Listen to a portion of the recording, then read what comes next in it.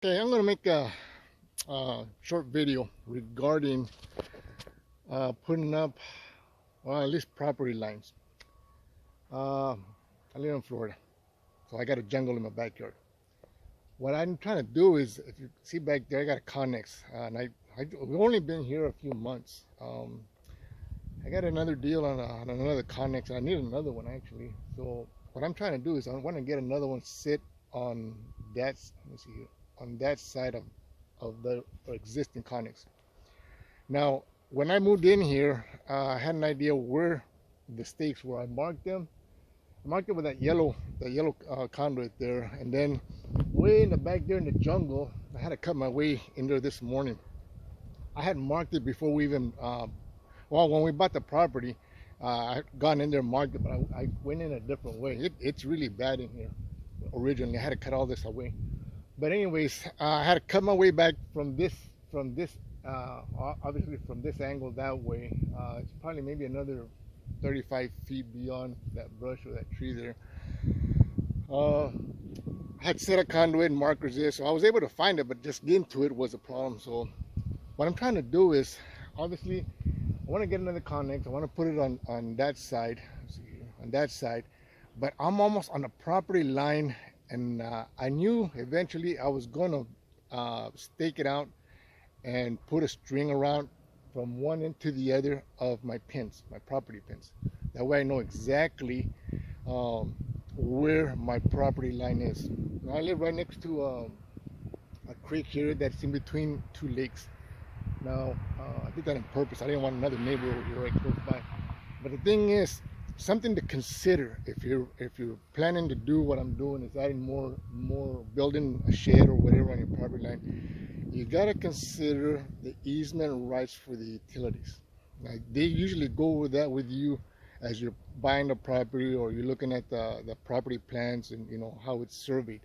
There's usually, I'm hoping it's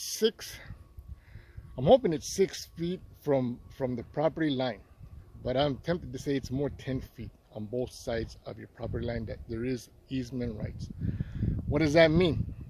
Utility easement rights is if the utilities, whether it be like the county or water or sewer or utility or the power, they need to access your property, or they're going to put a new line, or there's an existing line there. They have the right to that much space. I'm going to say 10 feet from that property line inwards to access your property and maintain it or put a new line. Now, the problem with that is if you build on that easement right, so if you're within 10 feet of your property and you build the shed, or if I put my Connex within that 10 feet of that easement right, and they in the future decide, well, they're going to put a power line through here for whatever reason, okay, just an example, they can't say you need to move that Connex out of there and so we can do our work and put a new line in there. Obviously, it's your property, but you signed a contract where it says there's easement rights on that, and it'll say on your survey what the utilities will have. There's easement rights. So I'm tempted to say it's 10 feet. I was hoping it's 6. So what I am doing right now, I already marked it with that PVC pipe there, and then it's scheduled 40, and then I got another one at the other end. Once I cut my way in there, I've been out here for a couple hours. So now I'm going to do is take that string there, that yellow string, I don't know if you can see that, and I'm going to walk it all the way down to the other side of my property and then tie it up to it. I got a 10-foot PVC pipe over there also. So I plan to tie them together.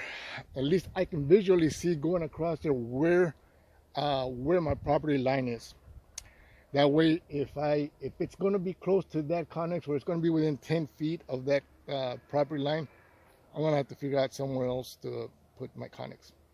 And it's just good information, because I can still put it on my property line, but if something in the future they say, well, we're going to put a new line here for whatever reason, or drainage line or power line, they can say you need to move that Connex, and it could be at your own cost. So you can put a fight for it, but is it worth the fight and aggravation? It probably wouldn't be for me. I work with a utility, so it's kind of like a losing battle, because I know what they expect. We maintain the lines, So we need to have the access to get in there to maintain whatever needs to be maintained.